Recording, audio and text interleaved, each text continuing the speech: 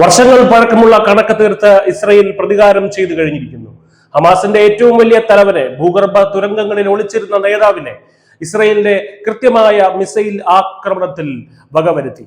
ഇസ്രയേലിന്റെ സുരക്ഷയ്ക്ക് ഭീഷണി ഉയർത്തുന്നവർക്ക് രക്ഷയില്ല എന്ന സന്ദേശം നൽകിക്കൊണ്ട് ഹമാസിന്റെ അൽ ഖസാം ബ്രിഗേഡുകളുടെ ഉന്നത കമാൻഡറായിട്ടുള്ള സയ്യിദ് സാദിനെയാണ് ഇസ്രയേൽ വധിച്ചത്. ഇസ്രായേൽ സൈന്യവും ഇസ്രായേൽ രഹസ്യാന്വേഷണ ഏജൻസിയായ മൊസാദും സംയുക്തമായി നടത്തിയ അതീവ രഹസ്യ സ്വഭാവമുള്ള ഓപ്പറേഷനിലാണ് സാദിനെ വകവരുത്തിയത്. അപകടം മണത്ത് നബൂബ്സി പ്രദേശത്ത് നിന്ന് ഒരു മോട്ടോർ വാഹനത്തിൽ പുറപ്പെടാൻ ഒരുങ്ങുകയായിരുന്നു സയ്യിദ് സാദ്. ആ സയ്യിദ് സാദിന്റെ വാഹന വ്യൂഹത്തിന് നേരെ ഇസ്രായേൽ റോക്കറ്റുകൾ തൊടുത്തുവിട്ടു.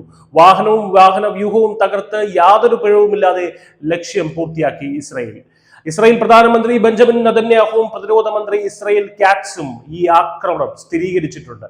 ആരാണ് സയ്യിദ് സാദ്?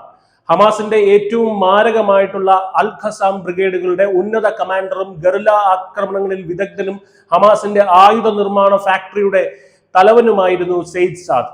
2023 ഒക്ടോബർ 7 തെക്കൻ ഇസ്രയേലിൽ നടന്ന മാരകമായിട്ടുള്ള ഭീകരാക്രമണത്തിന്റെ മുഖ്യ ശില്പികളിൽ ഒരാളായി ഇസ്രയേൽ വിശ്വസിക്കുന്നതും ഇയാളെയാണ്.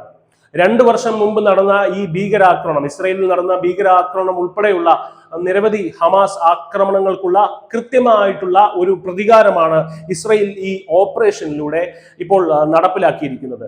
നിലവിൽ ഗാസ മുനമ്പ് പൂർണ്ണമായും ഒരു നാശത്തിലാണ് എന്ന് തന്നെ പറയേണ്ടി വരും. ഇസ്രയേൽ വെടിനിർത്തൽ ലംഘിച്ചുവെന്ന് ഹമാസ് പറയുമ്പോൾ ഒക്ടോബർ 10 റോക്കറ്റുകൾ വിക്ഷേപിച്ചുകൊണ്ട് ഹമാസ് ആണ് ആദ്യം ഈ ഒരു വെടിനിർത്തൽ കരാർ ലംഘിച്ചതെന്നാണ് ഇസ്രയേലിന്റെ നിലപാട്.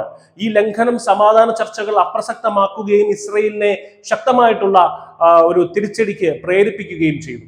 ഭീകരതയുടെ ആസ്ഥാനമായി പ്രവർത്തിക്കുന്നവരുടെ തലവനെ വകവരുത്തിയതിലൂടെ ഇസ്രയേൽ തങ്ങളുടെ പ്രതിരോധ ശേഷി ഇപ്പോൾ ഒരിക്കൽ കൂടി ലോകത്തിന് മുന്നിൽ തന്നെ അത് ശക്തമായി തന്നെ തെളിയിച്ചിരിക്കുകയാണ്. തങ്ങളുടെ പൗരന്മാർക്ക് നേരെ ഭീകരാക്രമണം നടത്തുന്നവർക്ക് ഇനി രക്ഷയില്ല എന്ന സന്ദേശമാണ് ഇസ്രയേൽ ഇപ്പോൾ നൽകുന്നത്. ഹമാസിന്റെ ഉന്നത തലവനെ കൊലപ്പെടുത്തിയ ഈ വിജയം ജൂത സമൂഹത്തിന്റെ നീതി നടപ്പായതിന്റെ പ്രഖ്യാപനമായി ഇസ്രയേൽ കാണുന്നു. News desk news India Malayalam.